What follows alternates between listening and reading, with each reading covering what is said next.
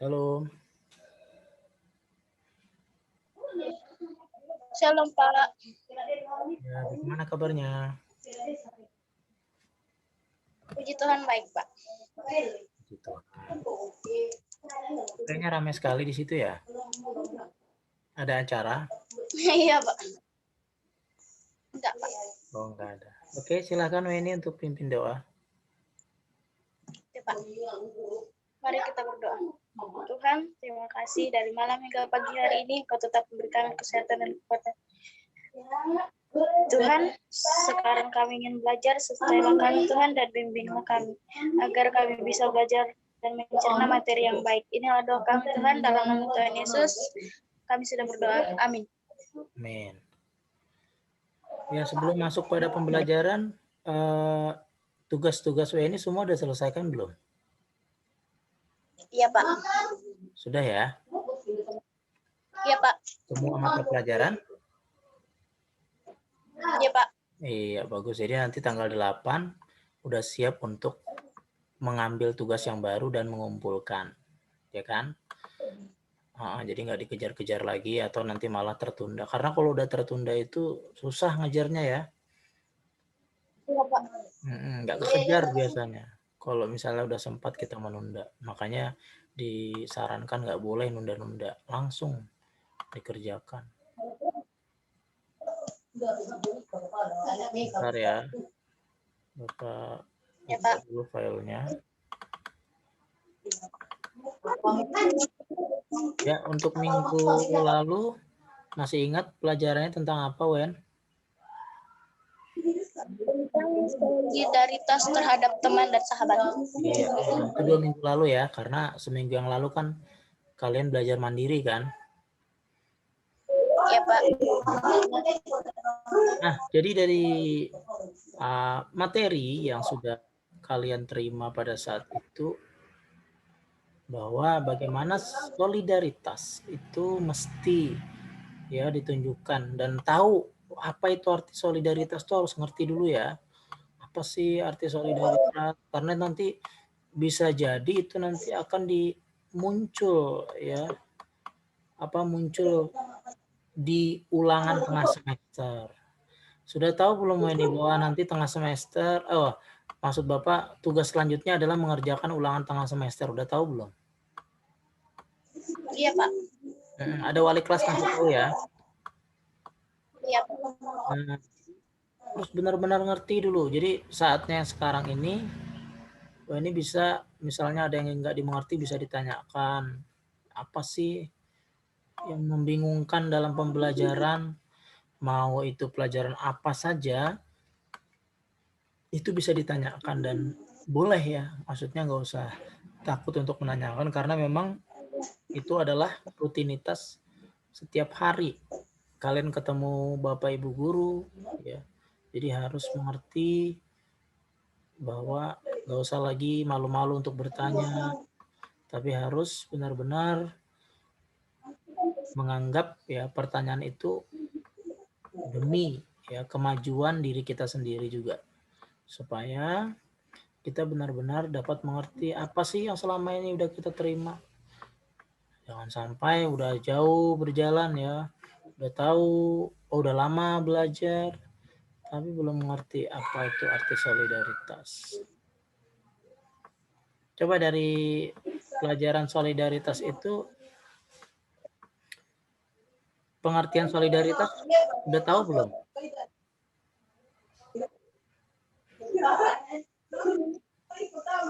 Ya Wen. Iya Pak. Ya coba, apa itu arti solidaritas? Solidaritas artinya berbela rasa pada sesama dan menunjukkan simpati dan empati pada sesama. Iya bagus, sip ya. Jadi sudah tahu arti solidaritas. Juga tindakan dalam solidaritas juga harus tahu ya apa itu tindakannya. Tindakannya misalnya kalau ada pertanyaan, berikan contoh salah satu tindakan solidaritas, misalnya berikan salah satu contoh tindakan solidaritas kepada sahabat, coba. Apa yang mau ini jawab?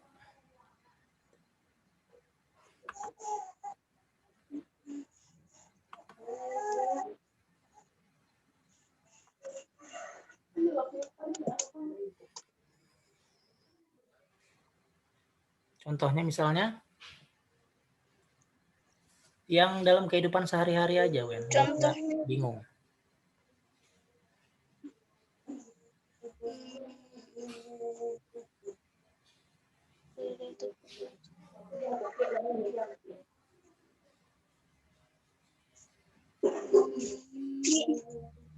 Misalnya pada saat apa?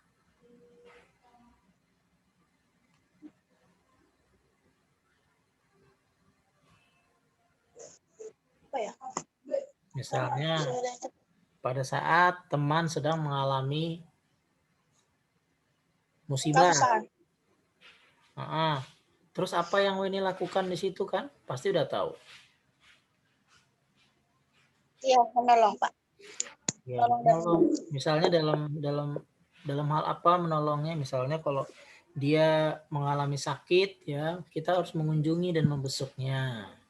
Ya, membesuk teman yang sedang mengalami sakit. Lalu apa yang bisa kita lakukan dan berikan? Doakan dia, dan juga kita bisa membawakan dia sesuatu. Misalnya kalau memang kita sanggup membelikan ya sesuatu yang bisa untuk menyenangkan hatinya, kalau bisa. Tapi kalau tidak bisa, kita cukup datang saja, teman itu sudah senang. Ya. Jadi hal-hal seperti itu yang diajarkan sama Tuhan Yesus. Nah, ini sekarang nih materi kita tentang itu ya. Jadi ini bisa lihat di layar. Yaitu kita membangun solidaritas sosial itu ya, belajar dari ajaran Yesus Kristus. Tuhan. Ya, jadi kalau mendengar istilah solidaritas yang disebut tadi bela rasa, ya, peduli, menunjukkan kepedulian kepada sahabat kita atau teman kita, sesama kita, maka rupanya itu ya berpijaknya dari ajaran Tuhan Yesus. Ya, bagaimana ajarannya? Nah, kita lihat nih ya, sama-sama apa sih, seperti apa ajaran Tuhan Yesus itu.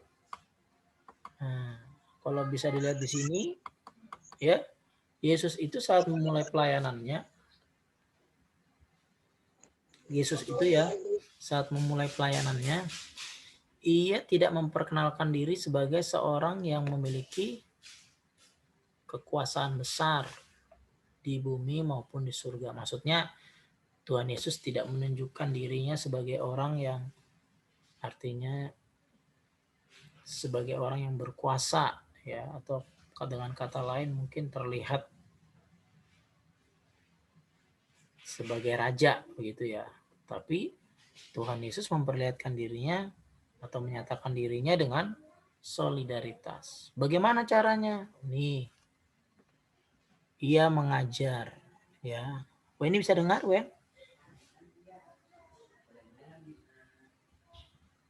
Halo, Weni? Oh,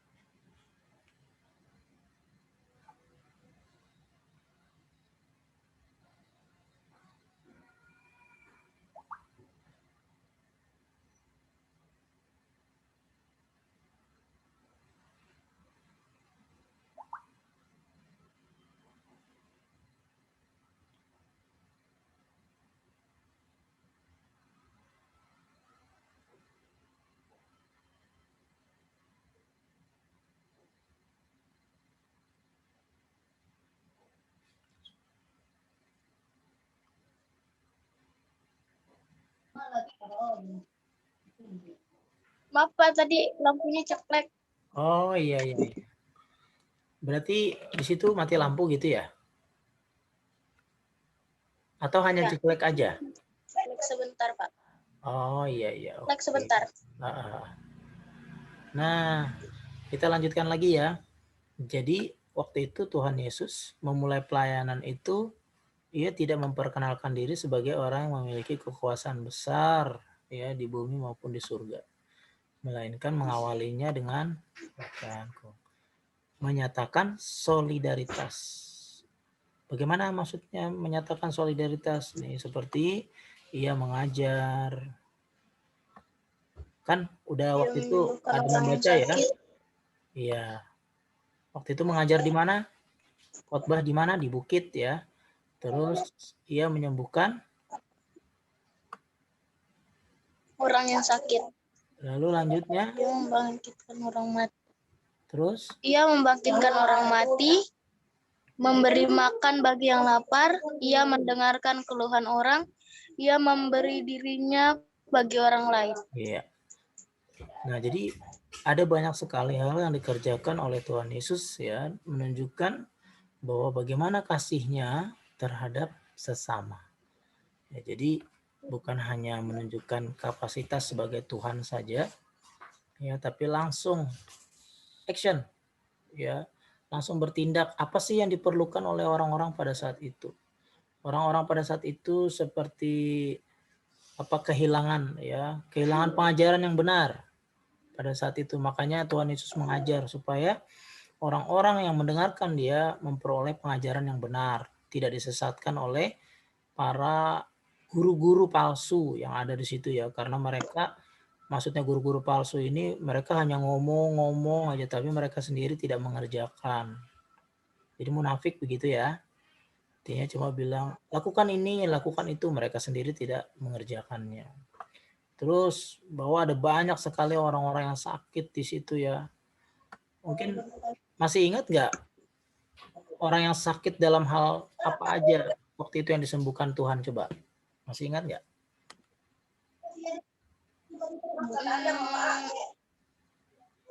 Mengusir roh jahat. Iya, mengusir roh jahat. Ya, apalagi? Menyembuhkan orang yang sakit kusta. Kusta, ya betul. Apalagi ya?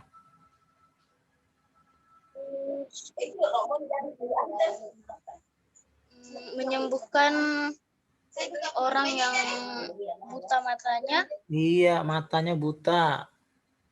Ada lagi? Telinga. Yang apa? Telinga, yang tuli ya.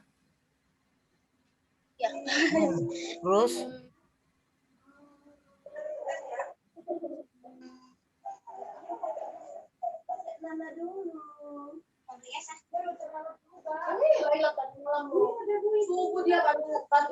Apa lagi ya? Lupa, Pak. Iya, nggak apa-apa ya. Itu udah cukup banyak ya yang Weni sebutkan tadi, udah bagus ya. Artinya udah cukup banyak membaca berarti dan mendengarkan isi Alkitab. Sebenarnya ada banyak yang lain ya, seperti waktu itu ada yang lumpuh ya, yang meninggal bahkan ya, mati sudah berhari-hari, Tuhan bangkitkan ya. Kalau dalam hal sakit ya tadi lumpuh, terus ada yang orangnya sakit ayan, ada yang sakit pendarahan ya. Ada lagi yang mengalami apa itu namanya?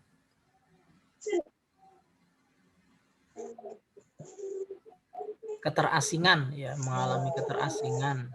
Karena tadi sakit kusta yaitu dijauhi oleh orang-orang. Terus membangkitkan orang mati, orang yang lapar ya. Ini orang yang mati ini ya, namanya salah satunya yang dibangkitkan namanya Lazarus. Ya. Terus ini memberi makan bagi yang lapar. Ingat berapa orang yang diberi Tuhan makan? 5.000 orang. Iya, 5.000 orang ada, 4.000 orang juga ada ya. Jadi dari sini kita lihat bahwa Tuhan itu bertindak, Wen. Jadi bertindak langsung, nggak hanya ngomong aja. Mungkin kayak misalnya Weni ya, kasih kasih nasihat mungkin ke teman gitu. Teman, cepat sembuh ya gitu kan.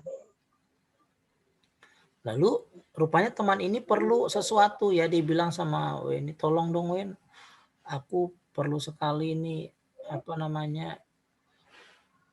ada obat yang mau aku beli, tapi aku nggak bisa kemana-mana ini.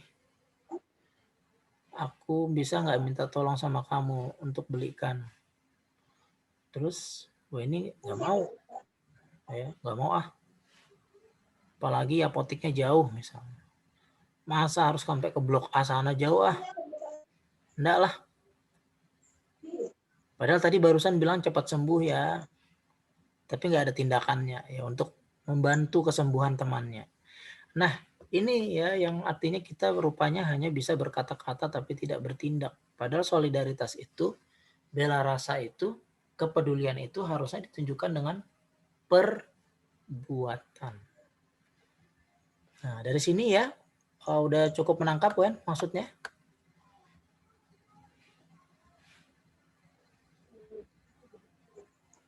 Atau ada yang kurang jelas? Tidak, Pak.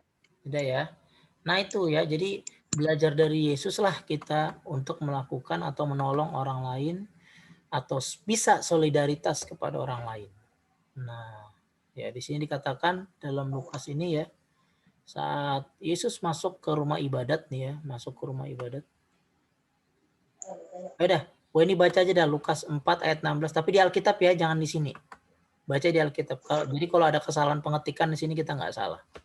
Lukas 4 ayat 16 sampai 19.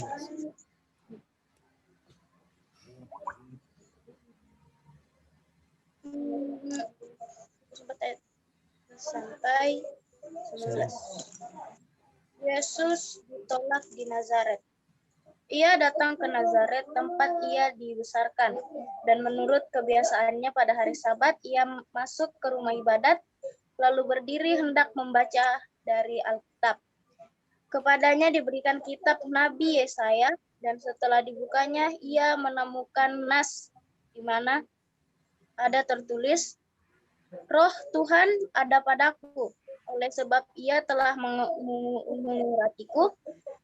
Aku menyampaikan kabar baik kepada orang-orang miskin, dan ia telah mengutus aku untuk memberitakan pembebasan kepada orang-orang tawanan dan penglihatan bagi orang-orang buta, dan untuk membebaskan orang-orang yang tertindas, untuk memberitakan tahun rahmat Tuhan telah datang. Nah, ya. Jadi saat itu Yesus ya masuk ya ke tempat di mana ia dibesarkan. Lalu masuk ke rumah ibadat hendak membaca kitab, ya kitab suci. Rupanya waktu itu diberikan kitab Nabi Yesaya, dan kebetulan yang hebat ya, maksudnya ini bukan sebuah kebetulan ya, tepatnya ini adalah memang karena dia adalah Tuhan.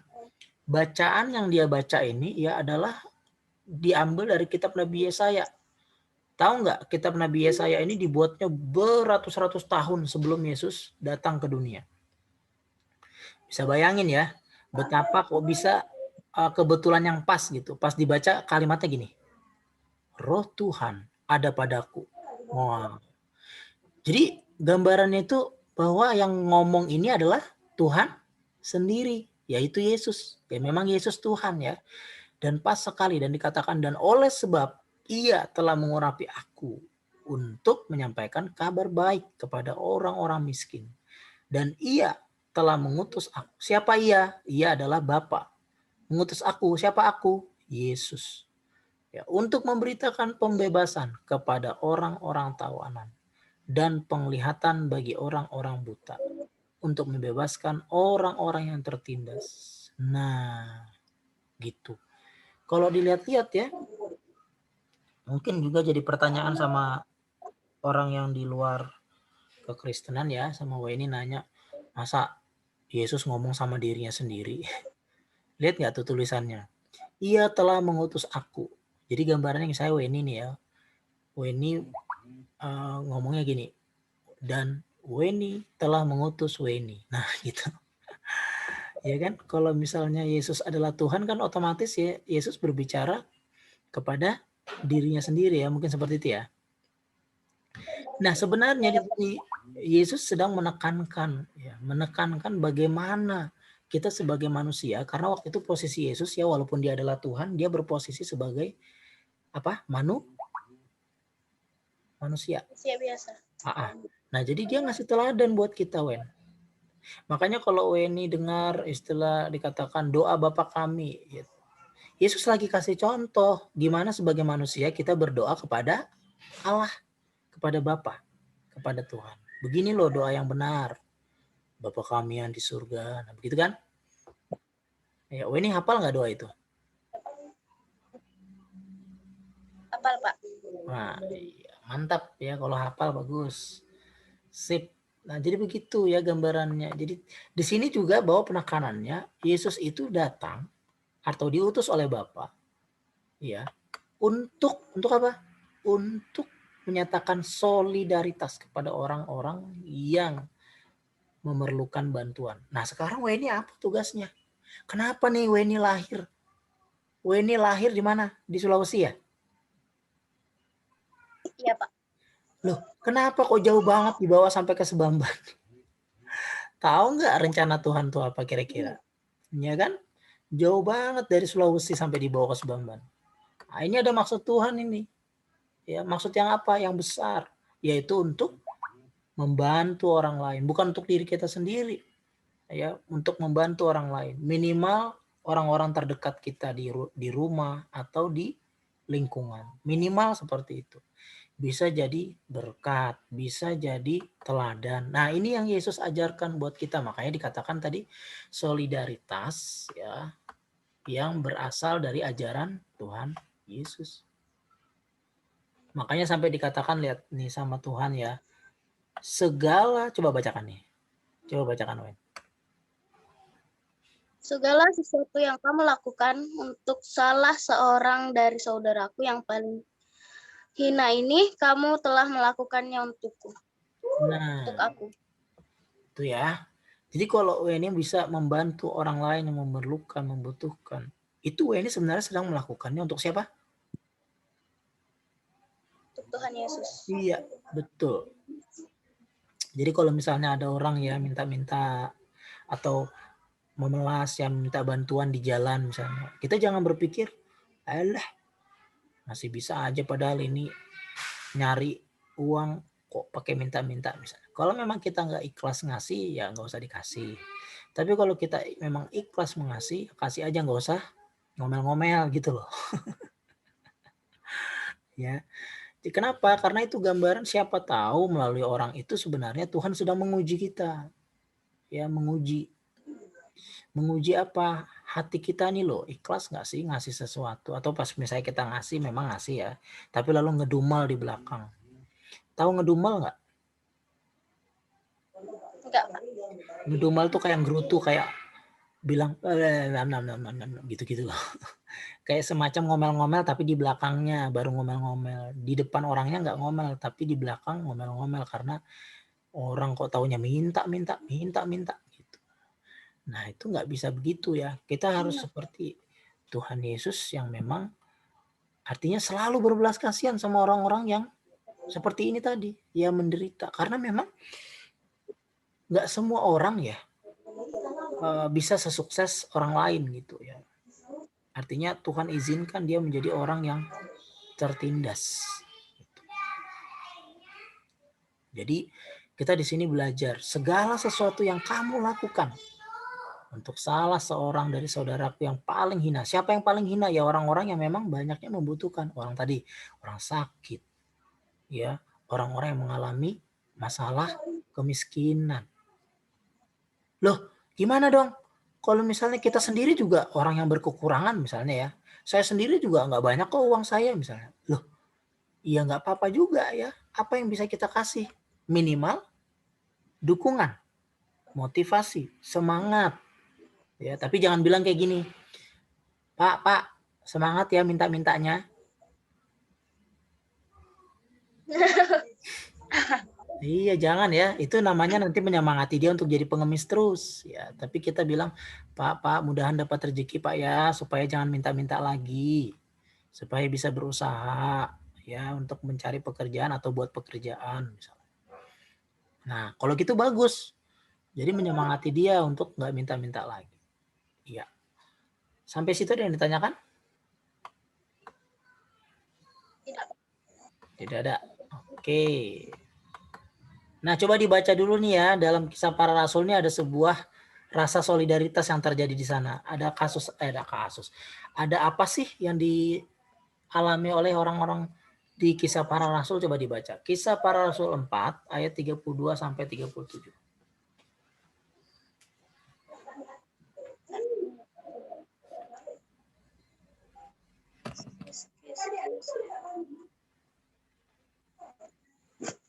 Kisah Para Rasul 4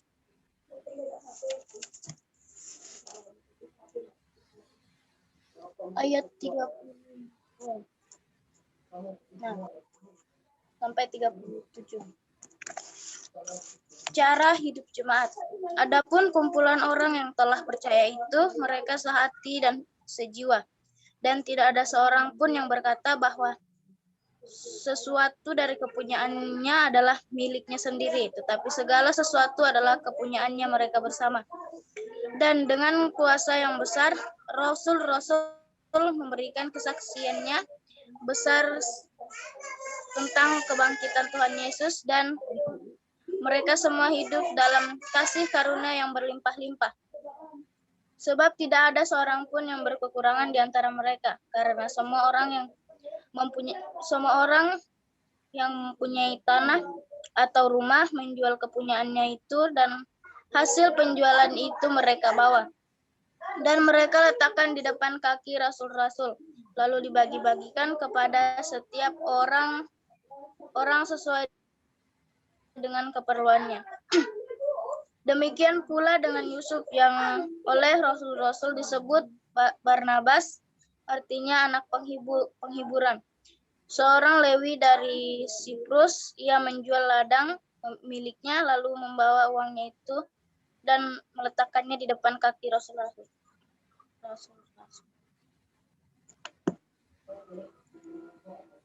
Nah, jadi dari situ bahwa apa yang dia dilakukan oleh para tadi ini bacanya kayak orang Arab ya.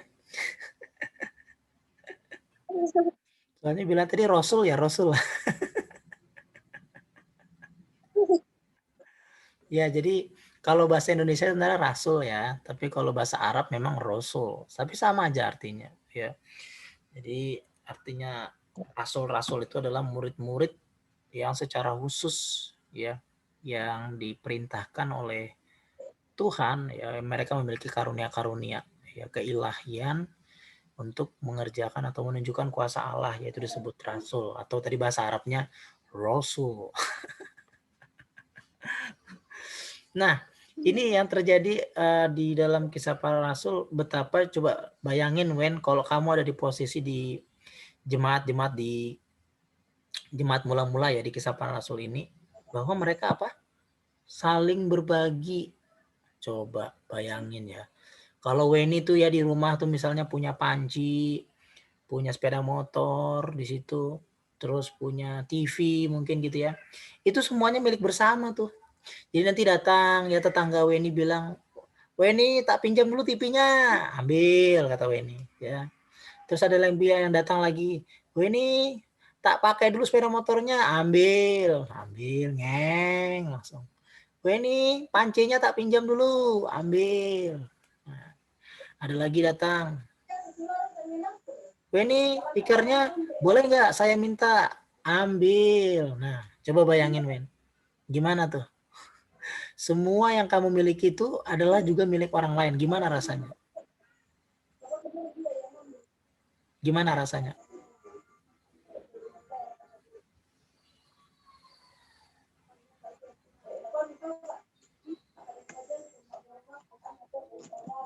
Halo, Weni bisa dengar?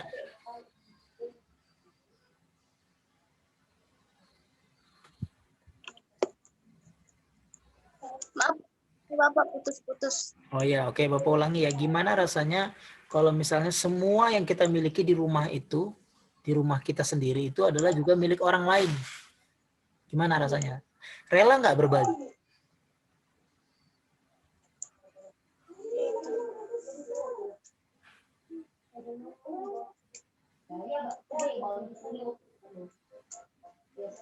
Rela atau tidak berbagi?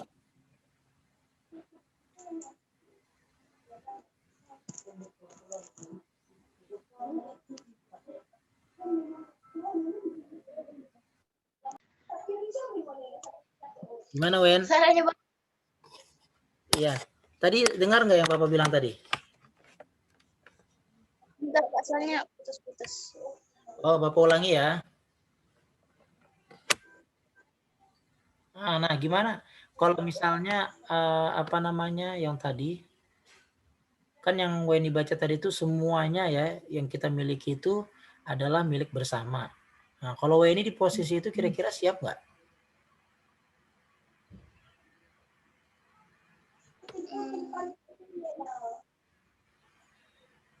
Putus-putus masih? Udah enggak, Pak? Nah, gimana dalam posisi itu Weni gimana perasaannya kalau misalnya nih tadi TV Weni diambil sama orang gitu kan, dibilang Wen tak ambil TV-nya ya, iya ambil. Lalu sepeda motor lagi ada di situ, Wen tak pakai sepeda motornya, boleh ya tak minta sekalian ya sepeda motornya, ya ambil. Terus ada lagi misalnya tikar ya atau apa ambal, mereka perlu untuk acara mereka. Lalu, Wen, ya kami ada acara, boleh tak ambil ya ambalnya, ambil. Dan gak akan kembali lagi barang-barang itu. Gimana perasaan, Wen? Kalau apa ya? Ikhlas nggak?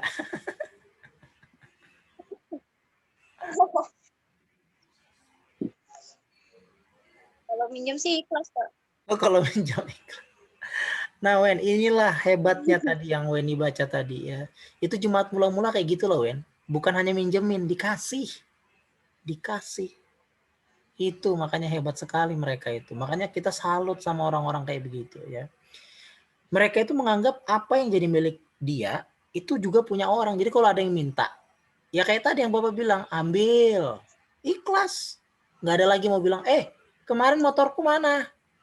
Kok main-main bawa aja? Sini kembaliin. Nggak gitu ya. Tapi dia waktu udah motornya udah dibawa, ya udah. Loh terus saya pakai apa? Di jalan kaki. Udah. Tapi kan waktu itu nggak ada sepeda motor ya. Zaman-zaman itu nggak ada. Mungkin kuda ya. Pakai kuda, pakai apa? Keledai.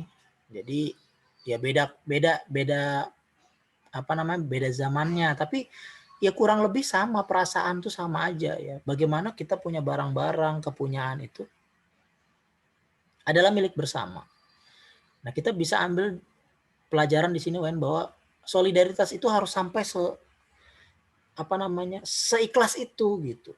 Harus sampai seikhlas itu. Apa yang punya kita itu bisa diminta sama orang lain. Karena apa? Mereka sadar bahwa apa yang mereka miliki itu adalah milik Tuhan. Coba sekarang nih yang Weni punya tuh di rumah tuh. Kira-kira memang itu dibeli sama orang tua semua ya.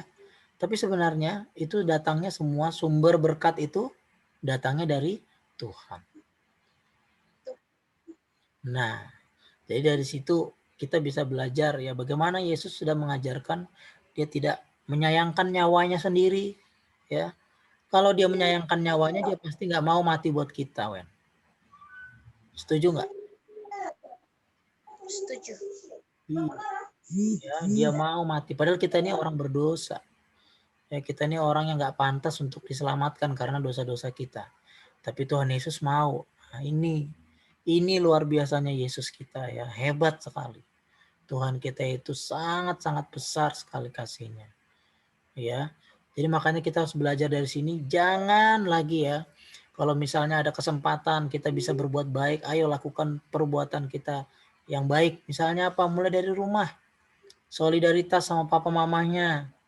Ya, jangan hitung-hitungan. Misalnya diminta bapak mamanya, misalnya mamanya bilang, Wen cucikan dulu piring itu. Nah, lalu kita bilang, Lagi asik nonton ini drama Korea, jangan diganggu dulu. Nah, ya jadi kita harus solidaritas. Apa solidaritas kita? Kita loh dipelihara sudah dari sejak dalam kandungan. Jadi kita berpikir, saya harus lakukan sesuatu lah buat orang tua. Ya, sederhanalah cuci piring barang, atau misalnya nyapu rumah kah, atau misalnya nyapu halaman kah, atau misalnya rapiin tempat tidur kah. Pokoknya apa yang bisa kita lakukan sebagai rasa solidaritas kita. Itu kita bisa lihat karena kita pun sudah dikasihi dan sudah ditolong oleh orang-orang yang mencintai dan mengasihi kita. Yang pertama Tuhan Yesus. Nah, jadi mulai ya melakukan itu. Pernah nggak Weni membantah apa yang dibilang sama orang tua atau menolak apa yang diminta sama orang tua? Pernah, Pak. Iya, pernah ya. Bukan sering ya. Iya. Kalau sering kan bahaya ya, nggak baik gitu. Tapi kalau pernah ya mungkin wajar. Tapi dari sini kita belajar, kita harus memperbaiki diri ya untuk lebih baik lagi. Ya kenapa? Karena Tuhan Yesus sendiri bahkan sampai nyawanya aja mau dia kasih. Kita belum apa-apa ya. Kita hanya cuma kasih tenaga, pikiran. Apalagi kalau misalnya orang tua bilang, tolong ya nak ya, Wen, tolong belajar sungguh-sungguh ya, misalnya gitu kan, dikasih tahu. Nah, kita lakukan. Ya, selain tadi kita bisa bantu-bantu orang tua, kita juga bisa belajar dengan sungguh-sungguh. Ya, walaupun mungkin ya seperti sekarang ini kan belajarnya mungkin lewat online ya, rasanya tuh kayak pastilah kayak terbatas. Keterbatasannya apa? Misalnya ada yang nggak paham, lalu mau nanya waktu sudah habis ya. Apalagi kalau kayak kita ini kan wajar aja ya, cuma apa namanya sendiri aja diajar. Kalau ada pertanyaan langsung tanya aja bisa kan. Tapi kalau teman-temannya banyak gitu kan habis waktunya, ya nggak? Iya, Pak. Misalnya mau nanya, aduh padahal saya mau nanya tapi bu gurunya atau pak gurunya bilang, anak-anak waktu sudah habis. Ya, nggak sempat dia nanya. Nah, itu jangan membuat semangat kita jadi patah. Tapi justru malah kita bisa, kayak gimana caranya solusinya? Belajar sendiri lebih rajin, ya cari-cari sendiri. Karena semuanya itu sebenarnya tergantung pada kita. Kalau kita terbatas pada hal apa, kita bisa selesaikan dalam solusi yang lain. Ya, jadi solidaritas itu harus dimulai dari mana tadi, Wen? Dari rumah, ya. Dari rumah dulu dimulai. Kita bisa melakukan hal yang baik, ya, untuk bisa menjadi berkat mulai dari rumah. Ya, sampai situ ada yang ditanyakan? Tidak ada, Pak. Nah, ini ya ada sebuah kejadian di dalam Lukas 10 ayat 25 sampai 37. Coba dong di Weni bacakan lagi dalam Alkitabnya.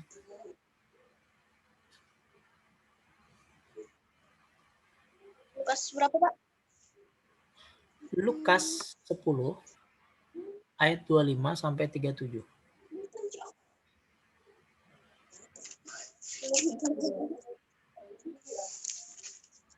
Lukas 10. Berapa, Pak? Ayat 25 Ayat 25 sampai sampai 37. 37. Orang Samaria yang murah hati. Pada suatu kali berdirilah seorang ahli Taurat untuk mencoba Yesus. Katanya, Guru, apa yang harus kuperbuat untuk memperoleh hidup yang kekal? Jawab Yesus kepadanya, apa yang tertulis dalam hukum Taurat? Apa yang kau baca di sana?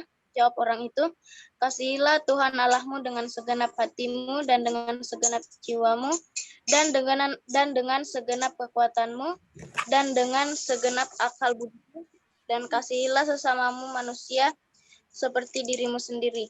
Kata Yesus kepadanya, jawabmu itu benar, perbuatlah demikian maka engkau akan hidup. Tetapi untuk membenarkan diri orang itu berkata kepada Yesus, dan siapakah sesamaku manusia? Jawab Yesus, adalah seorang yang turun dari Yerusalem ke Yeriko. Ia jatuh ke tangan penyamun-penyamun yang bukan saja merampoknya habis-habisan, tetapi yang juga memukulnya, dan yang sesudah itu pergi meninggalkannya setengah mati. Kemudian kebetulan ada seorang imam turun melalui jalan itu. Ia melihat orang itu, tetapi ia melewatinya dari seberang jalan.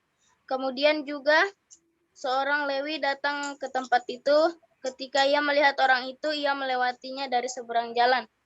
Lalu datang seorang Samaria yang datang dalam perjalanan ke tempat itu, dan ketika ia melihat orang itu, tergeraklah hatinya oleh belas kasihan. Ia pergi kepadanya lalu membalut luka-lukanya, sesudah ia menyiraminya dengan minyak dan anggur. Kemudian ia menaikkannya orang itu ke atas keledai tunggangannya sendiri, lalu membawanya ke tempat penginapan dan merawatnya.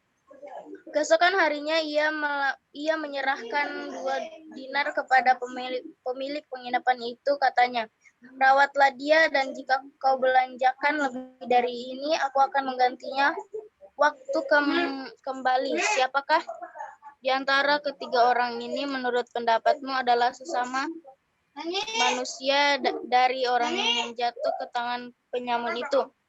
Jawab orang itu, "Orang yang telah menunjukkan belas kasihan kepadanya." Kata Yesus kepadanya, "Pergilah dan perbuatlah demikian."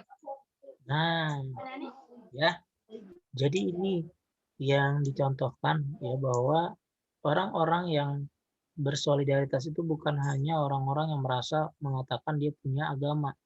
Ingat ya, orang Samaria yang di sini, tahu nggak orang Samaria ini punya agama atau enggak sih, Wen?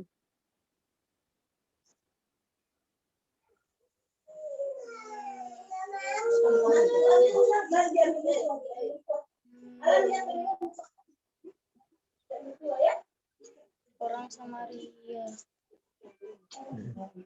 Tahu ini dia punya agama nggak?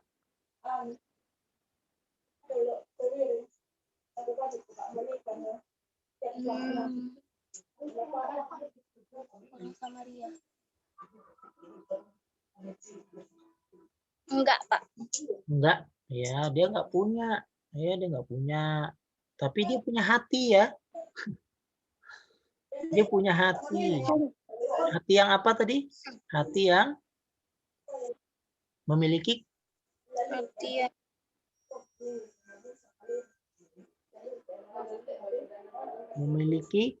KASIH.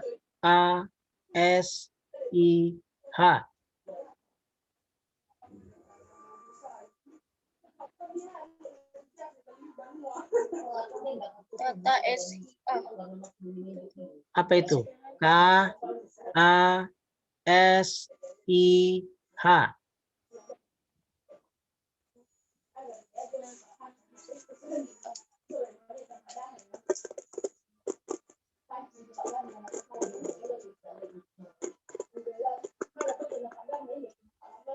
Apa itu, Wen? Memiliki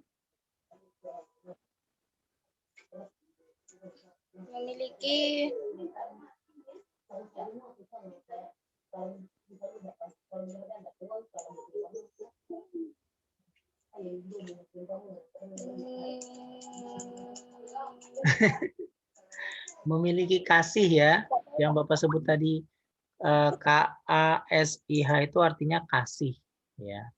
Jadi kalau misalnya dia memiliki kasih, ya memiliki belas kasihan, ya itu yang disebut tadi adalah sesama manusia. Ya, rasa solidaritas itu harus dibuat kepada sesama manusia. Jadi nggak boleh pilih-pilih ya, yang ditolong tuh hanya orang Kristen aja.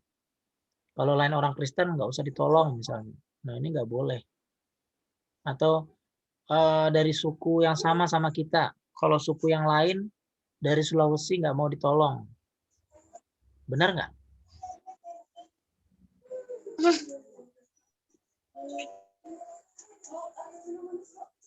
Jadi semuanya harus ditolong ya. Siapapun. Mau dari suku apapun, bahasa apapun, agama apapun. Ya dari bahkan musuh ya. Musuh pun Katakan kan Yesus mengatakan kasihilah musuhmu. Ya. Jadi kita harus dapat mengasihi musuh. Kalau dunia mengatakan kasihilah kasihilah temanmu dan bencilah musuhmu, itu dunia yang mengatakan begitu. Tapi kalau Yesus, firman Tuhan mengatakan kasihilah musuhmu. Ya, musuh aja dikasihi. Bayangin, musuh yang menusuk dari belakang, yang menjadi duri ya dalam daging, menjadi musuh dalam selimut. Tapi tetap harus kita kasihi. Ini luar biasanya yang Tuhan ajarkan. Makanya semakin kita membangun hidup kita ya Wen ya, maka membangun hidup ini maksudnya kita semakin suka yang namanya baca firman, suka yang namanya cari tahu tentang Yesus, baca-baca tentang kehidupan Yesus seperti apa. Lama-lama nanti kita akan semakin mengerti maksud Tuhan. Kenapa Weni sampai bawa dari Sulawesi jauh-jauh datang ke Sebamban? Itu bukan karena hanya pekerjaan orang tua kita saja, ya, tapi murni karena rancangan Tuhan. Ya, rancangan Tuhan yang luar biasa untuk membawa kehidupan Weni menjadi berkat. Ya, bisa bersolidaritas pada siapapun, dimulai dari rumah atau dari keluarga. Ya, sampai situ ada yang ditanyakan? Tidak ada, Pak. Oke, kalau tidak ada ya Bapak harap nanti kalau udah dikasih tugas UTS dan keterampilan, Bapak harap wah ini tidak kesulitan mengerjakan ya.